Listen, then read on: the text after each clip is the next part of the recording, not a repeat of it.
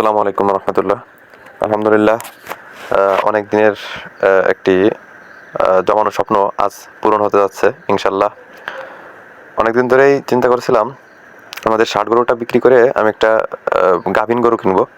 তো সেই উদ্দেশ্যেই আমাদের গরুটা আগেই বিক্রি করা হয়ে গেছে, আজকে টাকা দিল এবং সেই টাকা নিয়েই আজই চলে যাচ্ছে আমাদের পাশের একটা বিখ্যাত হাট পহরডাঙ্গা। তো সেই পহরডাঙ্গা হাটের উদ্দেশ্যে আমি আমাদের যে গরুটা বিক্রি করছে ওইটাও ওই হাটে ওনারা বিক্রি করবে, তো সেই জন্য নিয়ে যাচ্ছে। তো একই গাড়িতেই আমি রওনা করলাম। আর এটাও চিন্তা করলাম যে ওই জিনটা আমাদের গরুটা কিনছে ওনরাই সাথে থেকে নতুন একটা কিনে দেবে।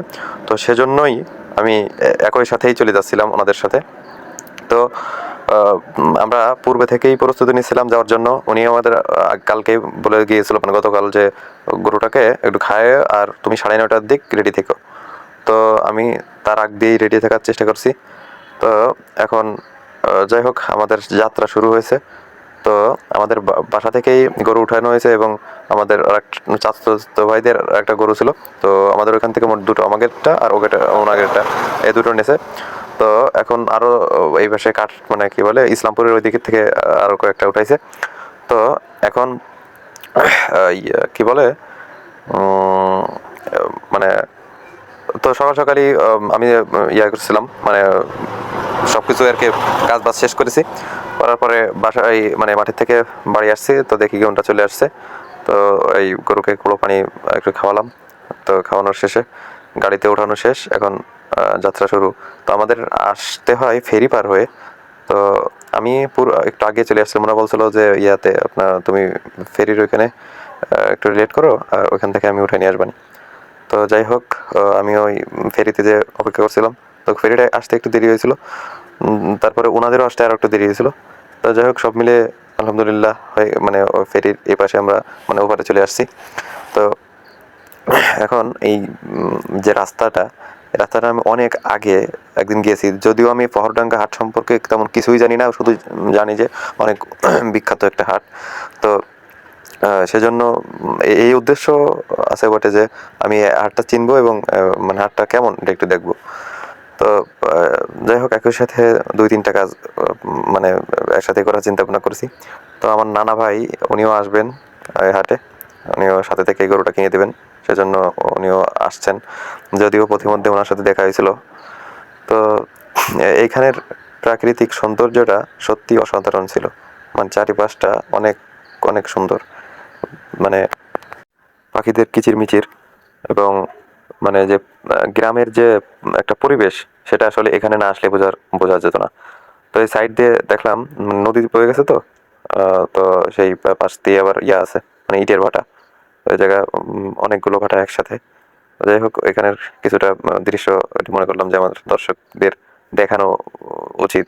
তো সেই উদ্দেশ্য কিছুটা যতটুকু পারছি আর কি, যতটুকু গাড়ি থেকে, যদিও এখানে দাঁড়ানো একটা অসুবিধা হয়েছিল। এই যে গরুটা ছিল মানে ছোট একটা বাছুর, ও শুধু অনেক বিরক্ত করছিল, একবার নষ্ট করে দিচ্ছিল নিচে। একবার আমি এই যে এই ডানটির পরে একটু বসতেছিলাম, আবার নিচে আসতেছিলাম, মানে পারেকখান ঝামেলার ভিতরে। যাই হোক, তারপরে সকল ঝামেলা কাটিয়ে আমরা প্রায় চলে আসছি আমাদের সেই কাঙ্ক্ষিত গরুর হাটে। তো এই বাজারটা পার হয়ে আরো কিছু দূর গেলেই হয়তো আমরা পেয়ে যাবো আমাদের সেই বিখ্যাত পহরডাঙ্গার হাট। যাই হোক, এই চলে আসছি আমাদের সেই হাটে। তো আমি আসলে আপনাদেরকে দেখাবো যে এখানে কি পরিমাণে মানে যানবাহন, যাতে করে এই গরুগুলো আসছে। আমাদের আসার আগে অনেক গরু আসছে এবং সেগুলো হয়তো বা বিক্রি এখানে মানে যেমন ওঠে, গরু বাছুর ওঠে ঠিক তেমনই বিক্রি হয়ে যায়। তো অনেক অনেক গাড়ি, যদিও আমার মানে ক্যামেরার লেন্সে এতটা নিয়েছে না, তবে বাস্তবিক পক্ষে অনেক গাড়ি ছিল এবং অনেক লোকের জনসমাবেশ। এই যে আছে আমাদের সেই গরুটা, এটাকে আমরা বিক্রি করে দিয়েছি। তো এটা আমরা আজকে এখানে বিক্রি করে দেবে। তো যাই হোক, আমরা হাটের ভিতরে চলে আসছি। হাটের ভিতরটা আসলে না দেখলে বোঝা যেত না। আমাদের স্থানীয় যে হাট, মানে এর যে কত ভাগের এক ভাগ তাও আমি জানি না। মানে এটা অনেক অনেক বড় হাট। আর অনেক জায়গা থেকে এখানে মানুষ আসে তাদের মানে শখের গরু বা খামারের জন্য গরু কিনতে। তো আমিও আমিও গিয়েছিলাম আমার ছোট্ট খামারের জন্য একটি ছোট্ট গরু কিনতে। মানে গাভিন কিনতে। যাই হোক, অনেক মানুষের সাথে মানে কিছু মানুষের সাথে পরিচয় হলো এবং অনেক মানুষের সাথে কথাবার্তাও হলো। যাই হোক, সব মিলে হাটের পরিবেশটা অনেক সুন্দর ছিল। যদিও এগুলো আসলে তেমন মানে এত ভালো জায়গা না বাজার হাট। যাই হোক, তারপরেও মানে এনাদের ইয়াটা সুন্দরভাবে মেনটেন করার চেষ্টা করেছিল।